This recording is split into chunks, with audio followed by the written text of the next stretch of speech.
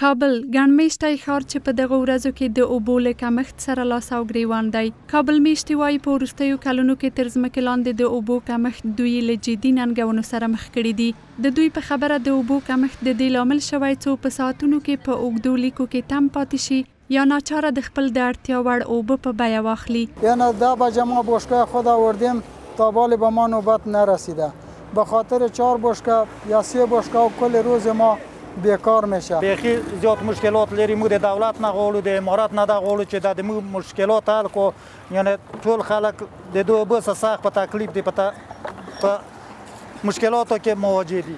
دا غنال د جمعه خیر دی سیدان په داسې وخت کې چې په 12 بجې مو تر خلاصوي بیا دلته چې بیربار شي هلته چې نن جمعه ته خلک ولاړ شي هلته بیربار وي. له دې سره د اوبو او انرژۍ وزارت په کابل کې د اوبو د کمښت ننګونې په تایید سره کابل ته د پنجشیر اوبو او شاه او عروس اوبو د انتقال لپاره له هڅو خبر ورکوي. د یاد وزارت وایان دغه راز وایي په پام کې ده چې د کابل د شاتوت بند چارې د تدارکاتو د لړۍ تر بشپړولو وروسته عملی شي.